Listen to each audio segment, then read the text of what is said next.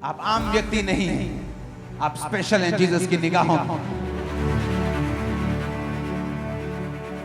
स्तिफनुस ने कभी नहीं सोचा होगा कि एक खाना बनाने वाला व्यक्ति वो जीसस को खड़ा हुआ देखेगा, जबकि हर एक प्रॉफिट ने जीसस को बैठा हुआ देखा।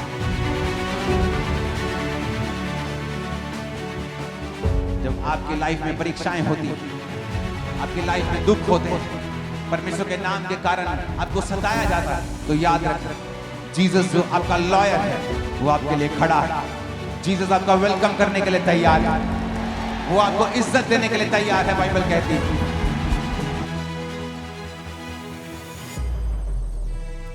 भजन संहिता 110 उसकी 1 आयत में लिखा है, मेरे प्रभु से यहोवा की वाणी ये है, तू मेरे दाहिने बैठ जब तक तेरे शत्रुओं को मैं तेरे चरणों की चौकी ना कर दूं। लूका 22:69 में लिखा है, अब से मनुष्य के पुत्र को सर्वशक्तिमान की और दाहिनी ओर वो बैठा रहेगा। प्रभु यीशु मसीह उनसे बातें करने के बाद स्वर्ग पर उठा लिया गया, मरकुस 16 उसकी 19 आयत, और परमेश्वर की दाहिनी ओर बैठ गया। पहला पत्रस 3 उसकी 22 में लिखा है, वो स्वर्ग पर जाकर परमेश्वर की दाहिनी ओर बैठ गया। आप जब भी यीशु मसीह को देखेंगे, आप देखेंगे वचन में हमेशा वचन ने यह कहा है कि यीशु मसीह परमेश्वर की दाहिनी ओर बैठा है। अलग अलग जगह पे पुराने नियम में दाऊद ने कहा, नए नियम में पतरस ने कहा, यीशु मसीह ने खुद कहा कि वो परमेश्वर की दाहिनी ओर बैठा है। लेकिन जब आप प्रेरितों के काम में पढ़ते हैं, उसकी 7 बाब में उसकी 54 से 60 आयत में लिखा, जब वो स्तिफनुस प्रचार कर रहा था तो वो बातें सुनकर जल गए और उस पर दांत पीसने लगे, परंतु उसने पवित्र आत्मा से परिपूर्ण होकर स्वर्ग की ओर देखा और परमेश्वर की महिमा को और यीशु को परमेश्वर के दाहिनी ओर खड़ा हुआ देखकर कहा, मैं स्वर्ग को खुला हुआ और मनुष्य के पुत्र को परमेश्वर के दाहिनी ओर खड़ा हुआ देखता हूं। तब उन्होंने बड़े शब्द से चिल्लाकर कान बंद कर लिए और एक साथ उस पर झपटे।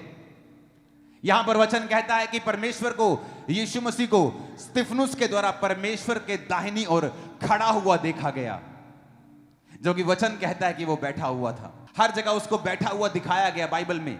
लेकिन जब स्तिफनुस को पत्थरवाह किया जा रहा था और वो शहीदी प्राप्त करने को था, तो वचन कहता है कि वो परमेश्वर की दाहिनी ओर जब उसने देखा तो यीशु मसीह को खड़ा हुआ देखा। क्योंकि वचन ये भी कहता है कि यीशु मसीह मेरा और आपका वकील भी है, वो हमारा लॉयर भी है। जब वो आपकी लाइफ पर किसी मुसीबत को देखता है तो आपके केस को डिफेंड करने के लिए वो खड़ा होता है। आज मैं आपकी लाइफ के लिए यीशु मसीह को खड़ा हुआ देख रहा हूं, और वो आपकी लाइफ का हर एक केस खड़ा हुआ मैं हल करता हुआ देख रहा हूं, उसको यीशु मसीह के सामर्थ्य नाम में। आप सोच रहे हैं कि आप एक आम व्यक्ति हैं, तो मैं आपको बताना चाहता हूं, स्तिफनुस कोई प्रेरित नहीं था, एक खाना बनाने वाला व्यक्ति था। चर्च में उसको खाना बनाने के लिए चुना गया था। पवित्र आत्मा से परिपूर्ण हुआ और उसने प्रचार किया। और बाइबल कहती जब उसको पत्थरवाह किया जा रहा था तो उसने कहा, परमेश्वर मेरी आत्मा को ग्रहण कर।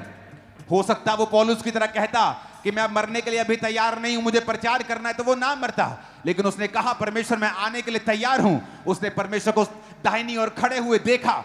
तो मैं आपको बताना चाहता हूं, वो आपका वकील आपके लिए खड़ा रहता है हर वक्त। जब कोर्ट में जज और दूसरे पक्ष आपके खिलाफ मुकदमा करता है तो जज बैठा रहता है और आपका वकील जज के सामने खड़ा रहता है। मैं जीसस को आपके लिए खड़ा हुआ देख रहा हूं, और आपकी लाइफ का हर वो मसला जो शर्मिंदगी को दे रहा है आपको, यीशु मसीह उस शर्मिंदगी को नाश करने जा रहे हैं आज रात से यीशु मसीह के नाम में।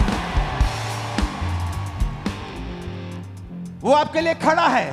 आपको लगता है आप आम व्यक्ति हैं, तो स्तिफनुस कोई परमेश्वर के द्वारा चुना गया प्रेरित नहीं था, प्रेरितों के द्वारा चुना गया एक खाना बनाने वाला व्यक्ति था। लेकिन उसने परमेश्वर को दाहिनी ओर देखा, क्योंकि बाइबल में लिखा है परमेश्वर के घर में किसी का पक्षपात नहीं है। जब परमेश्वर ने स्तिफनुस के दिल को खुला हुआ देखा और स्तिफनुस को अपने नाम के लिए सताया हुआ देखा, तो वो खड़ा हो गया। जब लोग आपको परमेश्वर के नाम के लिए सताएंगे तो याद रखना, जीसस आपके लिए बैठा नहीं है, वो खड़ा हुआ है आप लोगों के लिए स्पेशली, और आपकी लाइफ में वो बड़ा काम करने जा रहा है। मैं आपको फिर से प्रोफेसी कर रहा हूं, आप उस वकील को जो इस दुनिया का सबसे महंगा और सबसे कीमती लेकिन आपके लिए फ्री वकील है। सुप्रीम कोर्ट के किसी वकील को अच्छे को मिलना हो तो पहले दूसरे वकीलों को करना पड़ता है उनसे मिलने के लिए। 25-50 लाख रुपए एक हेयरिंग का खर्चा देना पड़ता है। वकीलों की वैल्यू समझ आ जाती है लोगों को सुप्रीम कोर्ट जाके। इमेजिन करो जीसस क्राइस्ट किस लेवल का वकील होगा, वो किस लेवल का सामर्थी परमेश्वर हमारा वकील होगा जो आपके लिए अवेलेबल है। और मैं आपको खुशखबरी दे रहा हूं, अगर आप जीसस के बच्चे, वो आपके लिए खड़ा भी रहेगा और वो आपके लिए खड़ा भी है। आमीन। ऊंचा चाहिए चर्च। जीसस को मालूम था कि स्तिफनुस मेरे पास आने के लिए तैयार है और वो रेडी था खड़ा होकर उसका वेलकम करने के लिए। मैं आपको बता रहा हूं, आप में से बहुत से लोग हैं जो रूहों को बचाएंगे, आप में से बहुत से लोग हैं जो समाचार का प्रचार करेंगे, और जब आप हेवन जाएंगे, हेवन आपका वेलकम कर रहा होगा। जीसस स्टैंडिंग ओवेशन के साथ आपको मिल रहे होंगे। मैंने कहा यीशु मसीह खड़े होकर तालियों के साथ आपका स्वागत करेंगे जब आप स्वर्ग में जाएंगे। इससे बड़ा आदर और किसी चीज में नहीं है कि वो जीसस खुद खड़ा होकर आपको स्टैंडिंग ओवेशन दे। आप किसी जगह में जाते हैं, लोग आपको स्टैंडिंग ओवेशन देते हैं, कहते क्या काम किया है, लोग खड़े होकर आपका स्वागत करते हैं। जीसस स्वर्ग में खड़े होकर आपका स्वागत करेंगे जो उसके नाम के लिए दुख उठा रहे हैं, जो रूहों को बचा रहे हैं, जो परमेश्वर के कामों को कर रहे हैं, जो सताव को सह रहे हैं, जो वफादार रहे हैं दुखों में भी। मैंने कहा वो खड़ा होकर आपका स्वागत करेगा, वहां पे आपका स्टैंडिंग ओवेशन करेगा। आप आम व्यक्ति नहीं हैं, आप आम व्यक्ति नहीं हैं, आप स्पेशल हैं जीसस की निगाहों में। आमीन। ऊंचे वाला चाहिए चर्च। मैंने कहा आमीन। ऊंचे वाला चाहिए चर्च। आप स्पेशल हैं, मैं आपको बता रहा हूं। स्तिफनुस ने कभी नहीं सोचा होगा कि एक खाना बनाने वाला व्यक्ति वो जीसस को खड़ा हुआ देखेगा, जबकि हर एक प्रॉफिट ने जीसस को बैठा हुआ देखा है। जीसस ने खुद कहा है कि तुम अब सर्वशक्तिमान को उसके दाहिनी ओर बैठा हुआ देखोगे, बादलों पे आता हुआ देखोगे। लेकिन जैसे स्तिफनुस का समय आया, जब आपके लाइफ में परीक्षाएं होती हैं, आपकी लाइफ में दुख होते हैं, परमेश्वर के नाम के कारण आपको सताया जाता है, तो याद रखें जीसस जो आपका लॉयर है वो आपके लिए खड़ा है। जीसस आपका वेलकम करने के लिए तैयार है, वो आपको इज्जत देने के लिए तैयार है। बाइबल कहती है। आमीन। ऊंचाई आशीष हमारी है चर्च। यीशु मसीह ने जो लाइफ हमारे लिए सोची है, जो इमेजिनेशन वो हमारे लिए करता है, आप अपने बच्चों के लिए इमेजिन करते हैं। जब वो छोटे होते हैं आप इमेजिन करते हैं ये बड़ा होकर पास्टर बनेगा, ये बड़ा होकर डॉक्टर बनेगा, इंजीनियर, जो भी आप इमेजिन करते हैं अपने बच्चों के लिए। जब ये बड़ा होगा मैं इसे एक अच्छा व्यक्ति, अच्छी औरत के रूप में देखना चाहता हूं। आप इमेजिन करते हैं अपने बच्चों के लिए। वचन कहता है जो इमेजिनेशन परमेश्वर तुम्हारे लिए करता है, जो कल्पनाएं परमेश्वर तुम्हारे लिए करता है, वो तुम्हारी लाभ के लिए है, हानि के लिए नहीं। जो परमेश्वर तुम्हारे लिए सोचता है कि मैं अपने बच्चे को आने वाले 10 सालों में यहां देखना चाहता हूं, आने वाले 15 सालों में यहां देखना चाहता हूं, फ्यूचर में मैं इसको यहां देखना चाहता हूं। बाइबल कहती है वो कल्पनाएं, वो योजनाएं जो यहोवा तुम्हारे विषय में करता है, वो तुम्हारी लाभ के लिए, हानि के लिए नहीं। आपको लगता है कि क्या परमेश्वर आपको जानता है? आप एक गरीब फैमिली से हैं, आप बहुत ही दुखी हैं, लेकिन बाइबल कहती है वो स्तिफनुस को जानता ही नहीं था, बल्कि उसके लिए खड़ा था। सर्वशक्तिमान परमेश्वर खुद अपनी सीट पर खड़ा था, बैठा नहीं था। वो बैठकर नहीं देख रहा था, वो खड़ा होकर देख रहा था। एक व्यक्ति के लिए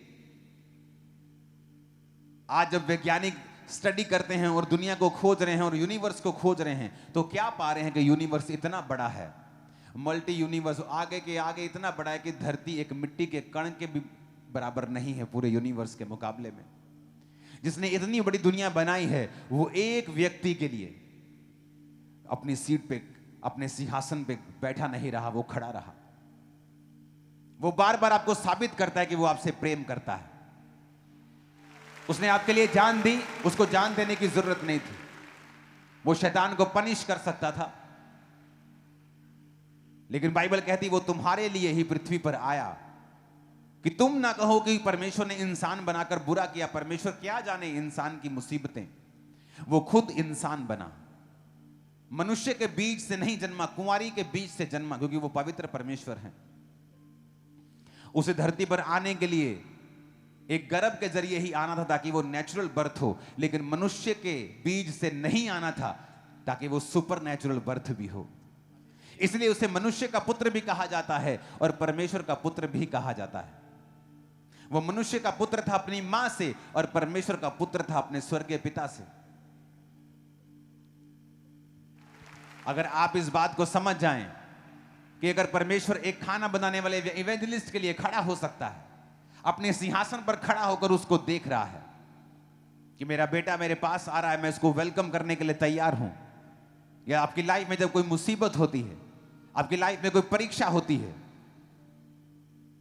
जीसस को सब मालूम होता है और वो देखता है और वो खड़ा होकर देखता है। कई बार वो परमेश्वर आपसे इतना प्यार करता है। जब जीसस क्राइस्ट ने दुनिया बनाई थी, वर्ल्ड बनाया था, वचन कहता है आदि में वचन था और वचन परमेश्वर के साथ था। आदि में यीशु था और यीशु परमेश्वर के साथ था। इब्रानी भाषा की बाइबल भी यही कहती है कि गॉड्स यानी एक जन से ज्यादा वहां थे, परमेश्वर, यीशु मसीह, पवित्र आत्मा। तो परमेश्वर ने कहा उजाला हो जाए, तो लिखा वचन के बिना कुछ भी उत्पत्ति नहीं हुआ। तो वचन ने यानी जीसस क्राइस्ट के बिना कुछ भी उत्पत्ति नहीं की गई, क्योंकि परमेश्वर को मालूम था कि यही प्रभु, यही जीसस जो मेरी जुबान है, जो मेरा वचन है। आदमी की बोलते ना एक ही जुबान होती, तो परमेश्वर की एक ही जुबान है जिसका नाम जीसस है, कि इस जुबान को मैं धरती पर देहधारी होकर भेजूंगा और ये मनुष्यों के लिए मारा जाएगा। तो इसीलिए उसने पहले से ही इंतजाम कर दिया था कि मैं वचन, मैं जुबान, मैं वचन धरती पर जाऊंगा और लोगों के लिए मारा जाऊंगा। और उसने मनुष्य का अवतार लेकर वो आया, मारा गया। वही परीक्षाएं सही जो आपने सही। वो भूखा रहा 40 दिन 40 रात, उसने भूख को सहा। रोगी रहा, बाइबल कहती है कि जब क्रूस पर उसको लटकाया गया तो लिखा रोग से उसकी जान पहचान थी। बाइबल कहती है उसने सब परीक्षाओं को एक आम आदमी की तरह अपने जीवन पे लिया, लेकिन कभी भी पाप में नहीं गिरा। और उसने शैतान के ऊपर फतह पाई, जीवित स्वर्ग पर गया, पवित्र आत्मा को भेजा और वही पवित्र आत्मा आज मेरे और आपके बीच में रह के काम कर रहा है, प्रचार कर रहा है, हील कर रहा है, डिलीवर कर रहा है, छुटकारा दे रहा है। कौन दे रहा है छुटकारा? मैं दे रहा हूं। कोई इंसान किसी को छुटकारा नहीं दे सकता अगर पवित्र आत्मा हमारे बीच में ना हो। तो जीसस ने कहा कि जब मैंने तुमको बनाया, जब परमेश्वर ने आदम को बनाया तो एवरीथिंग वाज परफेक्ट। अगर आप बाइबल में देखें तो पहले दिन परमेश्वर ने उजाला बनाया, उजाला हो जाए। तो बाइबल कहती है उजाला हो गया। परमेश्वर ने उजाले को अंधेरे से अलग किया और पहला दिन हो गया। दूसरे दिन परमेश्वर ने पानी को अलग अलग किया, बादलों को और नीचे के पानी को अलग करके आकाश बनाया। तो बाइबल कहती दूसरा दिन हुआ। पेड़ पौधे बनाए, तीसरा दिन हुआ। ज्योतियां बनाई, मछलियां बनाई, इंसान को बनाया और अंत में सातवें दिन रेस्ट की। और हर वचन के पीछे लिखा है, और जब परमेश्वर ने देखा कि अच्छा है, जब परमेश्वर ने सूखी भूमि को कहा सूखी भूमि दिखाई दे, समुद्र अलग हो जाए, तो परमेश्वर ने कहा अच्छा है। पेड़ पौधे बनाए, उसने कहा अच्छा है। मछलियां बनाई, जीव जंतु बनाए, पक्षी बनाए और उसने कहा अच्छा है। आदम बनाया, उसने कहा अच्छा है। Everything was perfect.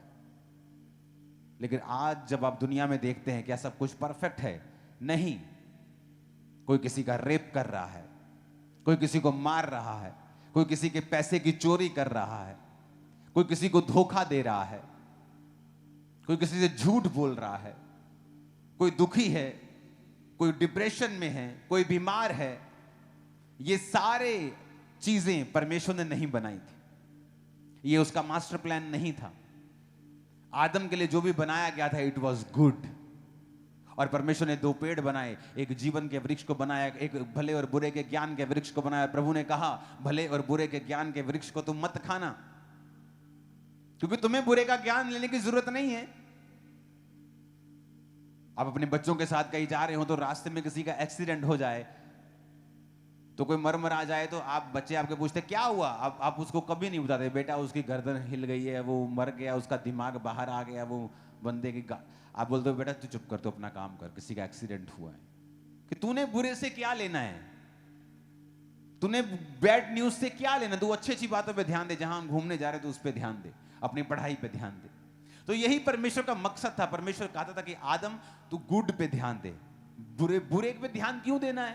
बुरा तो बीमारी है, बुरा तो शैतान है, बुरी तो दुख है, रोग है, डिप्रेशन है, कमियां हैं, घटियां हैं, कर्जे हैं, बीमारी है, गरीबी है, ये बुरी चीजें। तुमने क्या करना है बुरे का ध्यान देके? बेटा तू भले की ओर ध्यान दे। It was good, it is good, it is good, everything is made for you. हर चीज तो तेरे लिए बनाई है, तो अपना ध्यान दे, एंजॉय कर मेरी प्रेजेंस में। लेकिन सांप आया और उसने औरत को कहा अगर तू ये फल खा लेगी तो परमेश्वर के तुल्य हो जाएगी, क्योंकि परमेश्वर बुरे का ज्ञान रखता है, भले का, लेकिन तुझे बुरे का ज्ञान नहीं है।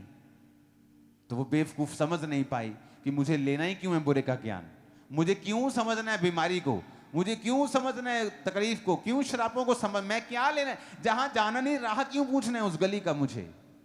पर वचन कहता है उसने खाया, अपने पति को भी दिया।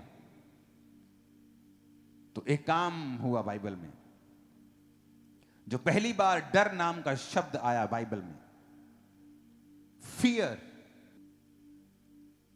पहले बाइबल में कहीं फियर नहीं था, कोई डर नहीं था, क्योंकि हर चीज अच्छी थी जो परमेश्वर ने बनाई थी। लेकिन जैसे ही वो गिरता है तो फियर आता है, अफ्रेड हो गया वो। इब्रानी भाषा में लिखा है यारे, मोरली वो डर गया वो बहुत, क्योंकि अब वो परमेश्वर से दूर हो चुका था। फिर डर आया, वो डरने लगा परमेश्वर से, जहां नहीं डरना चाहिए था अब उसे डर लगने लगा, क्योंकि शैतान अब उसके जीवन में एंटर कर चुका था। उसके दो बेटे हुए, पहले बेटे ने दूसरे को मार दिया, मर्डर एंटर किया। पहले मर्डर नहीं था। फिर कैन को भागना पड़ा, भगोड़ा होना पड़ा, और परमेश्वर ने कहा तू मुश्किल रोटी खाएगा, फाइनेंशियल ट्रबल। पास्टर जी मैं ज्यादा मेहनत करता हूं लेकिन फल नहीं। मैं अपनी लाइफ में बहुत मेहनत की लेकिन मैं कहीं खड़ा नहीं हूं। Sign of a cursed life, श्रापित जिंदगी का एक चिन्ह। परमेश्वर ने नहीं बनाया, आदम ने चुना उस शराब को। मर्डर फैमिली में आया जब उसने पाप किया। कैन को भागना पड़ा और परमेश्वर ने कहा तू भगोड़ा ठहरेगा, लेकिन तेरे को कोई मार नहीं सकेगा, मैं तुझ पे एक चिन्ह ठहराऊंगा। परमेश्वर ने फिर आदम को और बेटे और बेटियां दिए, लेकिन वो पाप जो ब्लड में आ चुका था वो कभी गया नहीं। इंसान बीमारियों को उसके बाद उसने देखा। 969 साल इस दुनिया में सबसे ज्यादा एक आदमी जिया है, तो वो 969 साल जिया है। 900 साल आदमी जीते थे, 950 साल जिया। 930 साल आदम, 950 साल, 950 साल, 962 साल, ऐसे लोग जीते थे। इमेजिन करो पाप के बाद 900 साल जीते थे। इमेजिन करो परमेश्वर ने पाप के पहले कितना लंबा जीने का प्लान बनाया होगा। गिरने के बाद भी वो 900 साल जिए। आदम फिर नहीं सुधरा, उसके लोगों ने पाप किया। वचन कहता है जब आदम के बेटे और बेटियां हुए और परमेश्वर के पुत्रों ने, परमेश्वर के दूतों ने, क्योंकि आपको परमेश्वर दूत भी कहता है, मैसेंजर भी कहता है, मनुष्य की पुत्रियों को देखा और उनसे विवाह किए। यानी जो कैन का वंशज था, जो अपवित्र वंशज था, उसने पवित्र वंशज को देखा और पवित्र वंशज ने अपवित्र वंशज के साथ विवाह किया। और कैन के बच्चे परमेश्वर के वचन पे नहीं चलते थे, क्योंकि वो भगोड़ा था और परमेश्वर के वचन से हमेशा से दूर रहा, क्योंकि उसकी भेंट को परमेश्वर कबूल नहीं करता था, क्योंकि उसके जीवन में पाप था। और जब देखा परमेश्वर ने कि पापी जाति पवित्र लोगों से शादी कर रही है और पवित्र लोग उसको एक्सेप्ट कर रहे हैं, तो परमेश्वर ने क्या कहा कि अब मेरा आत्मा इंसान से सदा लोभ विवाद ना करेगा, अब मनुष्य की आयु 120 साल की होगी। जब जब इंसान ने पाप किया परमेश्वर ने उसको घटाया।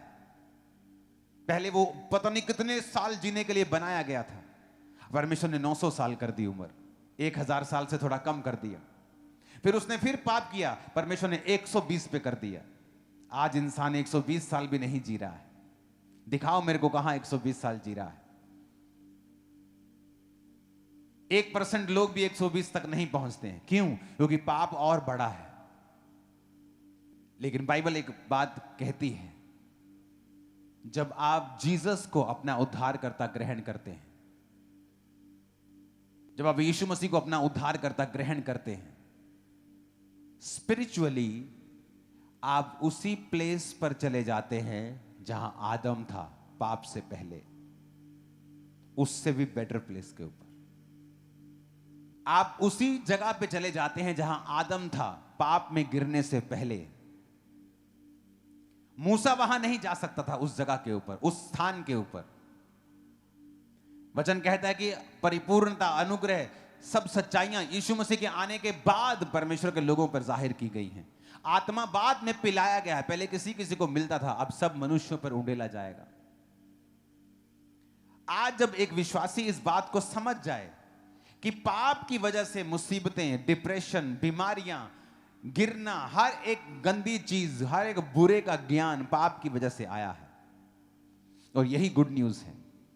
जब लोग बोलते हैं आप धर्म बदलते हो, उन्हें शायद मालूम नहीं, वो अनपढ़ हैं, शायद उन्हें नहीं पता है कि यीशु मसीह ने क्या किया है हमारे लिए। धर्म बनाना, धर्म परिवर्तन करना बहुत चीप काम है जीसस क्राइस्ट के लिए। वो इतने चीप काम के लिए नहीं आया दुनिया में।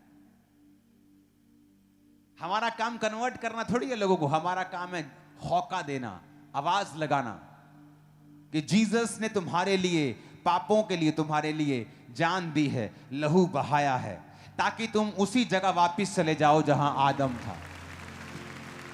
इतनी सी बात भी समझ नहीं आ रही लोगों को। उसने नहीं कहा तुम्हारा धर्म कौन सा है, तुम्हारी जात कौन सी है। उसने कहा जिस जगह पे आदम था एवरीथिंग वॉज गुड। आदम को श्राप मिला, उसने कहा तुम माथे के पसीने की रोटी खाया करेगा। पहले वो श्राप नहीं था। धरती ऊंट कटारे नहीं उगाती थी, नेचुरली बड़ी चीजें उगती थी जो आदम जिसे खा सकता था। जैसे धरती पे आज आप घास लगाते थोड़ी, ऊपर हर जगह घास उगती है, पहले ऐसा नहीं होता था। पहले नेचुरली चीजें उगती थी जो आदम के काम की थी। लेकिन वचन कहता है धरती श्रापित हुई, आदम श्रापित हुआ, औरत श्रापित हुई। परमेश्वर ने औरत को कहा तू पीड़ा में बालक उत्पन्न किया करेगी और तेरी लालसा तेरे पति की ओर होगी और वो तुझ पर प्रभुता करेगा। पति को बोला तेरे माथे की पसीने की रोटी तू खाया करेगा, तू मिट्टी से बनाया गया था, मिट्टी में ही अंत में मिल जाएगा। आज जो इंसान सफर कर रहा है, हार्ड मेहनत कर रहा है, मेहनत हम भी करते हैं, लेकिन जितनी हम करते हैं हमारा फल उससे कहीं अधिक ज्यादा है। मेहनत करने को प्रॉब्लम नहीं है, पर वचन कहता है कि तुम जितनी मेहनत करते हो उतना खाते नहीं हो। वचन कहता है कि एक पूरे खेत से सिर्फ 10 लीटर दाखरस निकलेगा, मतलब तू ज्यादा करेगा लेकिन तेरा बचत थोड़ी होगी। यह कर्ज की निशानी है। और जब एक विश्वासी अपने परमेश्वर के वचन को पहचान जाता है कि यीशु मसीह ने इस कर्ज को ब्रेक किया है, जो काठ पे लटकाया जाता है वो श्रापित है ताकि वो हमारे श्राप को तोड़ सके। यही गुड न्यूज है कि जब आप जीसस क्राइस्ट को अपना उद्धारकर्ता मानते हैं, यीशु मसीह को बिलीव करते हैं, आप टेक्निकली स्पिरिचुअली उसी जगह पे पहुंच जाते हैं जिस जगह पे आदम था। आप एवरीथिंग जो आपकी लाइफ में वो गुड होना शुरू होता है। आप जैसे जैसे वचन को समझते जाते हैं और अपनी पोजीशन को समझते जाते हैं, आपकी लाइफ में बेटर आपकी लाइफ होनी शुरू होती है। आप देखते हैं कि आप उस तरह से मेहनत, वो फालतू की मेहनत, वो फालतू का झंझट आपकी लाइफ से परमेश्वर कम करता जाता है जैसे जैसे आप परमेश्वर के करीब जाते जाते हैं। मैंने देखा है इंसान को मेहनत करके कमाते हुए, सफर करते हुए, और मैंने मसीही लोगों को भी देखा है मेहनत करते हुए, लेकिन जो इनकी मेहनत है वो ज्यादा फल दे रही है। वो माथे के पसीने के बिना है, टेंशन के बिना है। आपकी लाइफ में एक बात को आप हमेशा याद रखना, सब कुछ अच्छा चल रहा था आदम की लाइफ में, पर इंसान को पंगे लेने की आदत है। एवरीथिंग वाज सो परफेक्ट कि परमेश्वर ने अब सबको खत्म कर दिया, नूह रह गया अकेला। अब इंसान को पंगे लेने की आदत है। वचन कहते हैं नूह किसानी करने लगा। उत्पत्ति 9 उसके 20 से 29 आप घर जाके पढ़ेंगे। नूह किसानी करने लगा, लिखा उसने दाख की बारी लगाई और दाख पी के, शराब पी के नंगा लेट गया। उसके एक लड़के ने उसको देखा और टकटकी लगा के देखा, और दूसरे लड़कों ने उसे देखा नहीं बल्कि पीछे से आके उसको ढांप दिया। जिसने देखा वो श्रापित हुआ।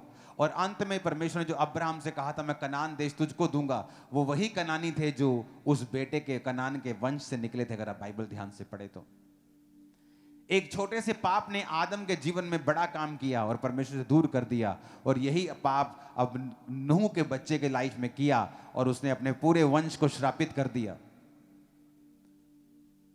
पाप बहुत चीजें करता है जो आपकी लाइफ में होती हैं। वो आपको घटाता है, माइनस करता है, स्ट्रगल देता है आपको। जिस दिन आप माइंड डिसिप्लिन सीख लेते हैं, फिजिकल डिसिप्लिन सीख लेते हैं, दो चीजें आपको सीखनी जरूरी है, वेरी इंपॉर्टेंट। माइंड का डिसिप्लिन कि आप फिजिकली तो व्यभिचार में नहीं हैं, पर दिमाग हर वक्त गंदा सोचता है। आप हर वक्त दिमाग में व्यभिचार करते हैं तो आपको बड़ी मुसीबतों का सामना करना पड़ेगा, आपको बड़ी सारे स्ट्रगल का सामना करना पड़ेगा। आप बहुत से स्ट्रगलिंग आपकी लाइफ होगी। आप परमेश्वर के जन होंगे, आप चर्च भी आ रहे होंगे, आप हालेलुया आमीन भी बोल रहे होंगे, बट स्ट्रगलिंग लाइफ आपका हिस्सा होगी क्योंकि आपने अपने माइंड को डिसिप्लिन नहीं किया। इसलिए वचन कहता है जो बातें मन भावनी हैं, जो बातें सुहावनी हैं, जो सद्गुण और प्रशंसा की बातें हैं, उन्हीं पर अपना ध्यान लगाया करो। तुम्हारे मन के नहीं होने जाने से तुम्हारा चाल चलन भी बदलता जाए। मन को बदलना सबसे अधिक अपने मन की रक्षा कर, क्योंकि जीवन का मूल स्रोत तेरा मन है। मन से ही जीवन जल की नदियां बहेंगी और मन से ही व्यभिचार भी बहेगा। परमेश्वर ने कहा अगर तू किसी स्त्री पर कुदृष्टि देखे, उसे कुदृष्टि डाले और तू अपने मन में उससे व्यभिचार कर चुका। फिजिकल व्यभिचार के कॉन्सिक्वेंस, उसका असर थोड़ा ज्यादा है लोगों की लाइफ में, लेकिन जो मेंटल व्यभिचार में है उनकी लाइफ पर भी स्ट्रगल है उस व्यभिचार का जो वो मन में करते हैं। डिसिप्लिन रखना अपने माइंड को। आप देखेंगे आपकी लाइफ में किस तरह से भी रिजल्ट आना शुरू होता है, और ऐसा रिजल्ट जो शॉकिंग होगा, वेरी शॉकिंग। आप हैरान हो जाएंगे कि मैं इसके काबिल नहीं हूं, मैं ये चीज नहीं ले सकता था, मैं ये काम नहीं कर सकता, लेकिन परमेश्वर ने किया है। Very shocking result. आप हैरान हो जाएंगे, आपको मालूम होगा कि ये काम परमेश्वर ने किया है। वो तो कहता है मेरा भय मान, मेरी आज्ञाओं पे चल, तो तू मनुष्य और परमेश्वर दोनों का अनुग्रह पाएगा। मनुष्य भी आप पर अनुग्रह करेंगे और परमेश्वर भी आप पर अनुग्रह करेगा। कृपा और सच्चाई तुझसे अलग ना हो। अपने गले का उनको हार बना, हृदय में पट्टियों पे लिख। हृदय मन पे लिख, वचन को हृदय पे लिख और उस पर मनन कर, उसको सोच। सिर्फ व्यभिचार शरीर का नहीं होता, मन में भी कुछ लोग व्यभिचार में। मैंने देखा है बहुत से लोगों को, बहुत से यूथ को जिनके साथ मैंने सेवकाई को शुरू किया था, परमेश्वर में आया था। कुछ तो शारीरिक रूप से व्यभिचारी थे, लेकिन कुछ शारीरिक रूप से व्यभिचारी नहीं थे और मन से व्यभिचारी थे, और उन्होंने स्ट्रगल किया अपनी लाइफ में। और मेरे को तब आंसर नहीं मालूम थे कि अगर ये व्यभिचार में है और ये स्ट्रगल कर रहा है तो ये क्यों स्ट्रगल कर रहा है, ये तो व्यभिचार में नहीं है। पर आप मन से व्यभिचार करेंगे सारा दिन तो is equal to, not fully equal, लेकिन वो तकरीबन वहीं पहुंच जाएगा जो आप शारीरिक व्यभिचार में। क्योंकि बाइबल कहती है जैसा आप मन में सोचते हैं आप वैसे बन जाते हैं। अगर आपका माइंड डिसिप्लिन में है, आपने माइंड को डिसिप्लिन किया हुआ है, आप क्या सोचेंगे आप डिसाइड करेंगे। आज किस चीज पे मन लगाएंगे आप डिसाइड करेंगे। आज आप क्यों डिसाइड नहीं कर पा रहे हैं, आज क्यों आप डिसिप्लिन नहीं कर पा रहे हैं। जीसस ने जो आपके लिए पोजीशन तय की है आदम की, आप क्यों उसका फायदा नहीं ले पा रहे हैं? बिकॉज आप परमेश्वर की प्रेजेंस में बैठते नहीं हैं। जिस दिन आप रोज कभी ये नोटिस करके देखना, जब भी आप प्रार्थना करने के लिए बैठो, 2.5-3 घंटे लगातार बैठो परमेश्वर की प्रेजेंस में, कभी नोटिस करके देखो। जो वचन मैं आपको सिखा रहा हूं ये प्रैक्टिकल आपको मैं लाइफ कोचिंग दे रहा हूं। आप कभी प्रार्थना में बैठें तो 2.5-3 घंटे लगातार बैठ कर देखें, वर्शिप से शुरुआत करें जिस तरह आपको बताया गया था। थैंक्स गिविंग करें परमेश्वर का, कुड़कुड़ाए नहीं, मरमर ना करें परमेश्वर के सामने। बैठें, वर्शिप करें, प्रार्थना करें, बाइबल पढ़ें, फिर प्रार्थना करें। 2.5 घंटे बैठकर देखें, आप देखेंगे स्ट्रगल बिल्कुल गायब हो जाएगा। आप देखेंगे, नोटिस करें। आपकी लाइफ में स्ट्रगल इसलिए है क्योंकि आपकी लाइफ में परमेश्वर की प्रेजेंस नहीं है। और परमेश्वर की हुजूरी जो है वेरी इंपॉर्टेंट। आदम की लाइफ में परमेश्वर की प्रेजेंस थी, वो काम करता था, लेकिन बाद वाला नहीं जो परमेश्वर ने कहा तो माथे के पसीने की रोटी खाया करेगा। मैं आपको बता रहा हूं एक एक वर्ड, अगर आप यीशु मसीह को पहचान लें, आप उसके वचन को समझ लें, आपकी लाइफ में इतना जबरदस्त काम होगा आप इमेजिन नहीं कर सकते। आपको वचन की नॉलेज होनी चाहिए। 2015 में जब मेरी वाइफ प्रेग्नेंट थी सोफिया से, तो हम जब डॉक्टर के पास गए डिलीवरी टाइम, तो उसने कहा अभी कुछ घंटे लगेंगे, आप इनको लेबर रूम में रखते हैं। तो डॉक्टर साहब का घर भी उसी हॉस्पिटल के ऊपर ही था। तो वो चली गई खाना वाना आप अपना फैमिली के साथ, सुबह का टाइम था नाश्ता करने के लिए। तो उसे मालूम था कि अभी 6-7 घंटे 8 घंटे लगेंगे। तो जब नर्स ने जाके बताया कि नहीं, डॉक्टर को बताया कि बेबी जो है वो डिलीवर होने वाला है, विदाउट पेन किलर, कोई पेन किलर नहीं लिया, कोई मेडिसिन नहीं ली, मिनट्स में डिलीवरी हुई विदाउट पेन। इमेजिन कर सकते हैं? परमेश्वर ने कहा था कि तू पीड़ा करके बालक उत्पन्न करेगी, लेकिन यह प्रभु की सिद्ध इच्छा नहीं थी। हमारे दोनों बेबी पेनलेस हुए और डॉक्टर हैरान है। और सुनो, ये नहीं कि बेबी छोटा है या छोटा था 2 किलो का था, एक बेबी 4 किलो से ज्यादा था, एक 3.5 किलो के करीब था, हेल्थी। जब बेबी होता था तो ऐसा लगता नहीं था कि अभी हूं, ऐसा लगता कि महीना डेढ़ महीने था बेबी। आंखें खोलियां पूरियां, ऐसे आंखें खुली पूरा अलर्ट। मैं आपको एक चीज बता रहा हूं, एवरी डे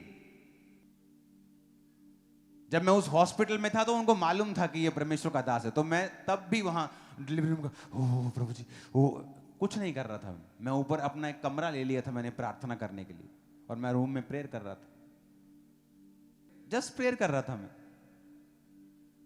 आपको आदत नहीं है कि परमेश्वर आपके लिए फाइट करे, आपको आदत है खुद फाइट करने की। आप परमेश्वर को आगे नहीं करते हो। और बातों से क्रिश्चियन लोग, बातों के तो धनी हैं हम लोग। यो यसू साडा, परमेश्वर साडा, मेरा डैडी बिशप रहा। हो सकता है परमेश्वर तुम्हें जानता भी ना हो। क्यों? क्योंकि तुम बातों से नहीं, तुम उसके साथ जो समय बिताते हो रोज, उससे जाने जाते हो। एवरी डे तुम परमेश्वर के साथ टाइम स्पेंड करोगे, एवरी डे, रोज। तुम क्या नोटिस करोगे कि परमेश्वर ने जो आदम के कर्ज थे उन्हें खत्म कर दिया। हार्ड मेहनत का कर्ज खत्म कर दिया। आपकी लाइफ को वो इजी करेगा, फाइनेंस को इजी करेगा, शरीर को वो इजी करेगा, श्रापों को खत्म करेगा। आप देखोगे कि वो कर्ज आपकी लाइफ का हिस्सा नहीं है, लेकिन वो एक्टिवेट होगा जब आप उसकी प्रेजेंस में रोज बैठेंगे।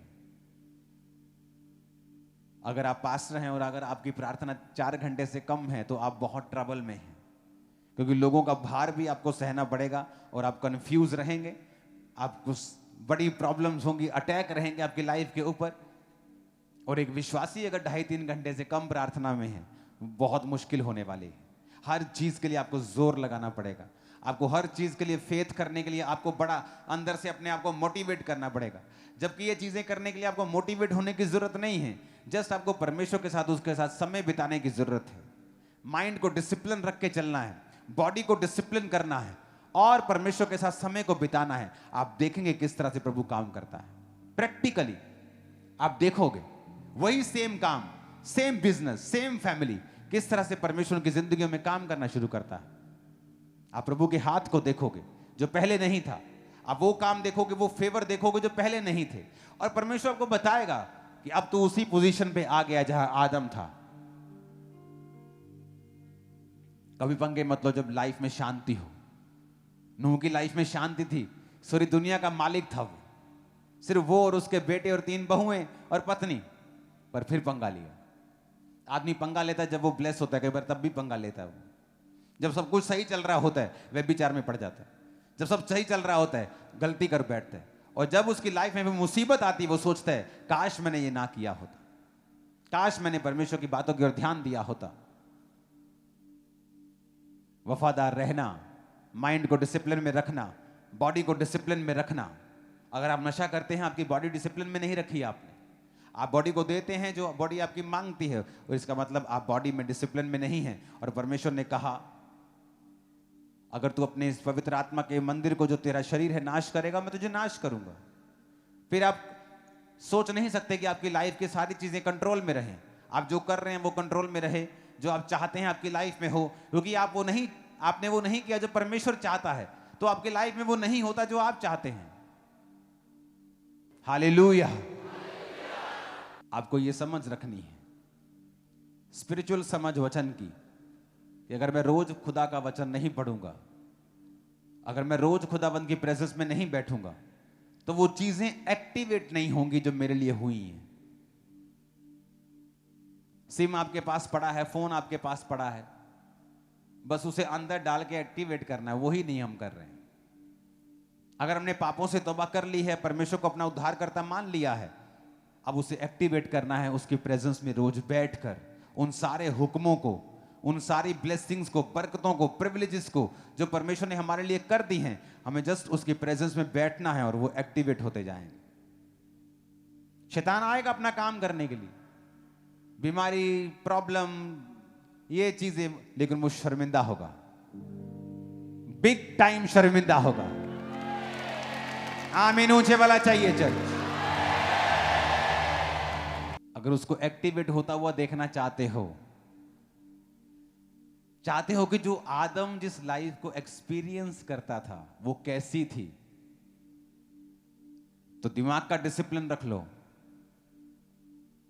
आप कंट्रोल नहीं कर सकते कि आप फेसबुक चला रहे तो क्या आपकी फीडबैक में आएगा, लेकिन आपको उसे देखना है कि नहीं देखना है, आप कंट्रोल कर सकते हो। आप मक्खियों को भिन भिनाने से रोक नहीं सकते, लेकिन आप पर वो बैठेगी कि नहीं, आप इसे रोक सकते हो। कोई विचार शैतान आपके दिल में डाले, आप इसे रोक नहीं सकते, लेकिन उस विचार को कितना आगे लेके जाना है या उसे कैंसिल कर देना है, ये आपके हाथ में है। कोई आपसे बुरा करता है, आपको अब देखना है कि आपको अपना माइंड करप्ट करना है और बदले का बदला करना है, तो ये आपके हाथ में है। या माफ करके आगे बढ़ना है, ये आपके हाथ में है। माइंड डिसिप्लिन कर लिया और शरीर डिसिप्लिन कर लिया। शरीर को वो खाने को देना है जो इसको हेल्थी रखे, शरीर को वो देना है जो इसको नुकसान ना दे, और इसका ध्यान रखना है। जब माइंड डिसिप्लिन हो गया, शरीर डिसिप्लिन हो गया, आप प्रभु की प्रेजेंस में रोज बैठना शुरू हो गए। अगर पास में है तो कम से कम 4 घंटे, अगर आप 5 घंटे बैठ सकते हैं तो बेस्ट है, अगर आप बिलीवर है तो 2.5-3 घंटे करके देखो, प्रैक्टिकल करके देखो ऐसा 1 महीना, मैं नहीं कह रहा साल, 1 महीना भी ज्यादा है, करके देखो 10 दिन, चेंज हो जाएगी लाइफ तुम्हारी। 10 दिन करके देखो, तुम्हें 10 दिन में समझ आ जाएगा। 10 दिन में, इन 10 डेज तुम्हें समझ आ जाएगा। दाऊद क्यों इतना कॉन्फिडेंस में था कि मैं इस गोलियत को मार दूंगा, क्योंकि उसने भालू को मारा, शेर को मारा। वो कॉन्फिडेंस कहां से आया? प्रैक्टिकल करके। आप जब प्रैक्टिकल करेंगे, माइंड डिसिप्लिन, बॉडी डिसिप्लिन, 2.5 घंटे रोज, 3 घंटे प्रार्थना, आप 10 दिन करके देखेंगे, आपको फर्क समझ आने लगेगा, प्रैक्टिकल हो जाएगा। आप फिर महीना करेंगे, आपको समझ आ जाएगा।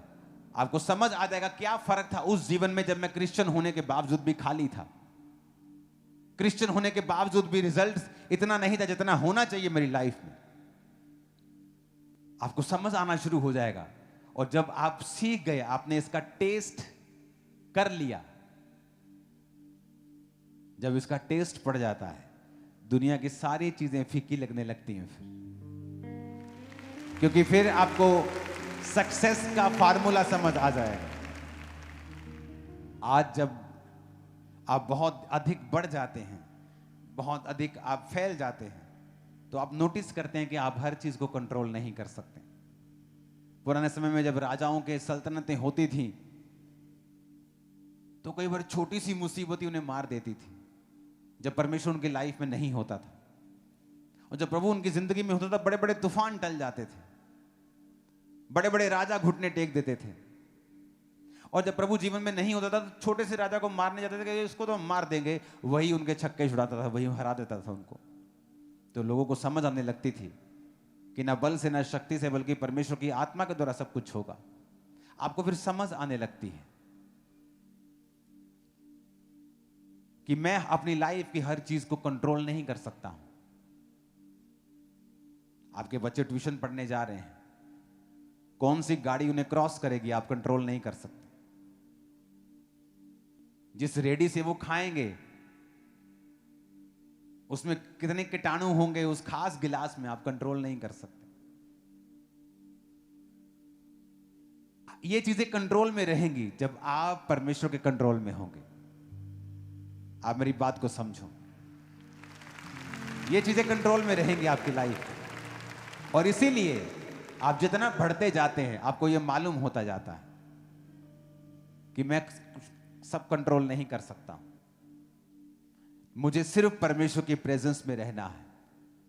आप सीखते हैं कि मैं कुछ नहीं कर सकता हूं, मैं रूल बना सकता हूं, सिस्टम बना सकता हूं, अपना हार्ट बता सकता हूं, मेरी डिजायर ये है, लेकिन कंट्रोल नहीं कर सकता। कंट्रोल वही कर सकता है जिसने दुनिया को बनाया है। आप अपनी लाइफ में अपने बच्चों को हर चीज नहीं कंट्रोल कर सकते। आपने स्कूल भेजा है, कॉलेज भेजा है, आप कंट्रोल नहीं कर सकते कौन उनसे बात करेगा और वो क्या बात करेगा। जिन बच्चों ने अपने माता पिता को छोड़ा है, क्यों छोड़ा है? क्योंकि उनके दिमाग में कुछ है। और वो कहां से आया? किसी ने तो डाला। ऐसा कैसे हो सकता है? वो किसने डाला? किसी ने तो डाला। एक व्यक्ति चोरी करने को पाप नहीं समझता, किसने डाला दिमाग में? किसी ने तो डाला। थॉट्स। मैं लोगों को बोलता हूं, आपके बच्चे विनाश से एक कदम दूर हैं, अगर आपको यह मालूम नहीं कि उनके दोस्त कौन हैं। क्योंकि जिस दिन वो अपना थॉट इंपार्ट करेंगे और आपके बच्चे को यह नहीं पता कि मुझे इसे कैंसिल करना है, इस सोच को, इस थॉट को, आप गए। इसलिए बच्चों को चर्च का हिस्सा बनाओ कि जब ऐसी सोच उन पर डाली जाए, उन्हें वचन याद आए कि यह गलत बोल रहा है। हां, वचन याद आए कि नहीं, हमारे पास्टर हमें ऐसा नहीं सिखाते हैं।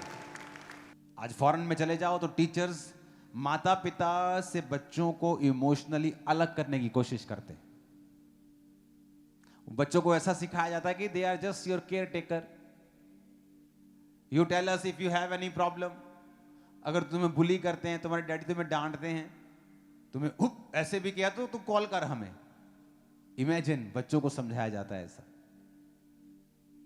वो रूल तो शायद उनकी बेहतरी के लिए किया गया होगा कि कोई माता पिता बीट ना करे, उनको अब्यूज ना करे, लेकिन वो कब मिसयूज शैतान करने लगा। लेकिन अगर वो बच्चे बिब्लिकल वैल्यूज में बढ़ते हैं, वो कभी ऐसा नहीं करेंगे। तो सब कुछ परमेश्वर के हाथों में है। अगर आप अपना पार्ट प्ले करें, प्रभु की प्रेजेंस में रोज बैठें, माइंड डिसिप्लिन करें, शरीर को डिसिप्लिन करें, रोज परमेश्वर की हुजूरी में समय को बिताएं, आपको रोने की जरूरत नहीं पड़ेगी। गवाहियां आपको अजीब नहीं लगेंगी। आपको मालूम है, हां, ये गवाही मैं ले सकता हूं, मुझे मालूम है कैसे लेनी है। आपको कुछ भी शॉकिंग नहीं लगेगा, अच्छा ऐसे तो हो ही नहीं सकता। आपको मालूम है ये हो सकता है। मुझे तरीका पता है कैसे, मुझे बताया गया है। दिमाग को डिसिप्लिन रखना है, शरीर को डिसिप्लिन रखना है, और रोज खुदा की प्रेजेंस में बैठना है, सब एक्टिवेट हो जाएगा। तैयार हो? तैयार हो? मैंने कहा जो चीजें परमेश्वर ने हमारी स्ट्रगल के लिए रखी नहीं है, उन्हें क्यों मोल लेना। आज एक 18 साल का व्यक्ति रिलेशनशिप में है, उसे वो पाप नहीं लगता क्योंकि उसने मन बना लिया कि वो उससे शादी करेगा। उस लड़की ने भी मन बना लिया कि वो उसी से शादी करेगी। लेकिन वचन क्या कहता है? अगर आप देखें इसहाक और याकूब, इसहाक अपने बेटे से ज्यादा कामयाब निकला, शांति में निकला, फलवंत ज्यादा हुआ। क्यों? क्योंकि उसने लड़की को नहीं ढूंढा, उसके बाप ने अपने नौकर को भेजा और वो लड़की को लेके आया। और जब इसहाक मिला तो बताया कि ये तेरी पत्नी है जो परमेश्वर ने भेजी। याकूब ने जिस लड़की से वो प्रेम करता था 7 साल उसके लिए सेवा की, फिर उसकी बड़ी बहन से धोखे से शादी कर दी, फिर 7 साल, फिर भेड़ों बकरियों के लिए उसने अपनी लाइफ के प्रेशियस 20 years लव के चक्कर में वेस्ट कर दिए। कई बार परमेश्वर ने आपसे बात करनी होती है। उस 16 साल में, मैं 19.5 साल का था जब मैं परमेश्वर में टीन एज में था। उस समय ऐसा होता है कि परमेश्वर आपसे एक बात करता है। आप ऑर्डिनरी मिनिस्ट्री करना चाहते हैं, सबके जैसे करना चाहते हैं, आपकी मर्जी है। लेकिन मुझे मालूम था, मैं कहा प्रभु मुझे तू इस्तेमाल कर, ऐसा जैसे कभी नहीं हुआ। सुनो मेरी बात। तब नो रिलेशनशिप, कोई पंगा नहीं लाइफ से। और लोग थे जो मैसेजेस करते, आई लव यू, मुझे आपसे शादी करनी है, मैं आपके लिए 40 फास्टिंग कर रही हूं। डिस्ट्रैक्शन, और कभी ध्यान नहीं दिया। क्यों? उस समय अगर मैं उन चीजों में पड़ जाता, शायद इतनी हैवी मिनिस्ट्री कभी ना परमेश्वर से ले पाता। हां, करता सेवकाई, लेकिन एक अलग लेवल की करता। मुझे मालूम है अगर मुझे शादी 25, 26, 27 साल में करनी है तो मैं क्यों अपने 8 साल वेस्ट करूं। उसके भाई की जॉब करते हैं, फिर ये उसके भाई की आगे ट्यूशन तो हाँ आगे हुन किथे है तू, मैं हुन घर बैठी हाँ, ठीक है चेक कर दे किथे आओ। 7-8 साल उसके भाई की जॉब कर रहे हैं। परमेश्वर के साथ वो कनेक्शन आप बिल्ड नहीं कर पाते हैं। जब आपको मैरिज करनी है, आप 5-7 साल खुदा का काम करें, प्रार्थना करें, बेस्ट लाइफ पार्टनर आपके सामने होगा जब मैरिज करनी है। आप हैरान होंगे कि ये खुदा ने रखा हुआ था आप लोगों के लिए, पर ये आपकी मर्जी है, ये इट्स योर चॉइस। कुछ चीजें गंभीर पाप की श्रेणी में नहीं आती हैं, पर वो आपका टाइम वेस्ट करती हैं, आपको बैक करती हैं, आपको पीछे रखती हैं। परमेश्वर का फर्स्ट लव आपके साथ है, यह साबित नहीं करती। हाथों को उठाओ। माइंड डिसिप्लिन, बॉडी डिसिप्लिन, और रोज खुदा की हुजूरी में लंबे समय के लिए बैठना। कहो मैं पिता ऐसा ही करूंगा। ऊंची आवाज में कहो।